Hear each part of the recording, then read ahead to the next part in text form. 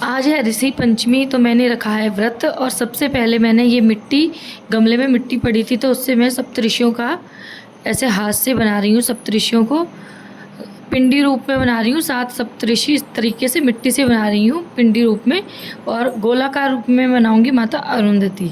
तो ऐसे मिट्टी में थोड़ा सा मैंने पानी मिक्स करके बना लिए हैं सप्तऋषि, और साथ में ही बना लिए माता अरुंधति जो कि सप्तऋषियों के साथ में होती हैं।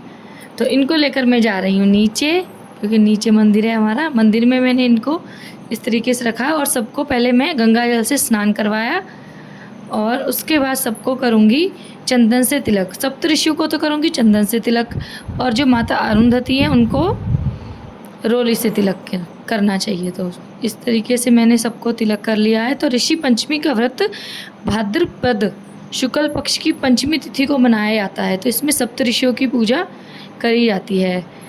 और अगर आप इस तरीके से मिट्टी से नहीं बना सकते तो आप सुपारी को भी सप्तऋषियों के रूप में रख सकते हैं। 7 सुपारी रख के कर सकते हैं पूजा। तो मैंने इस तरीके से की है पूजा, और सबको किया है फूल अर्पित। सभी सप्तऋषियों को और माता अरुंधति को फूल अर्पित किया है मैंने। और ये शालिग्राम जी हैं, इन्हें भी मैं पूजा में शामिल किया है। और माता अरुंधति को मैंने लाल रंग का गुलाब अर्पित किया है। उसके बाद मैंने शालिग्राम को भी इस तरीके से फूल अर्पित कर दिया है। और सबको मैं कलावा रूपी वस्त्र अर्पित करूँगी, 7 ऋषियों को और माता अरुंधति को। अगर आपको जनेऊ मिल जाता है तो सप्तऋषियों को जनेऊ जरूर अर्पित करें, जो बहुत ही शुभ माना जाता है। तो मैंने इस तरीके से कलावा रूपी वस्त्र सप्तऋषियों को और माता अरुंधति को अर्पित किया है। ऋषि पंचमी का व्रत कहते हैं कि स्पेशली स्त्रियों के लिए बहुत ही महत्वपूर्ण है। तो स्त्रियां इस व्रत को जरूर करें, जिससे बहुत ही अच्छा फल प्राप्त होता है। और इसमें ऋषि पंचमी के व्रत कर रहे हैं आप, तो इसमें कथा पढ़नी बहुत ज़रूरी है। अगर मैं व्रत कर रही हूँ तो मैं कथा ज़रूर सुनती हूँ।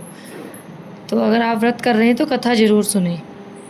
और इसमें समा के चावलों का बहुत ही महत्व है। सबको मैं अर्पित करूँगी समा के चावल, और इन्हीं समा के चावलों को हाथ में लेकर सुनूंगी मैं सप्तऋषि की कहानी।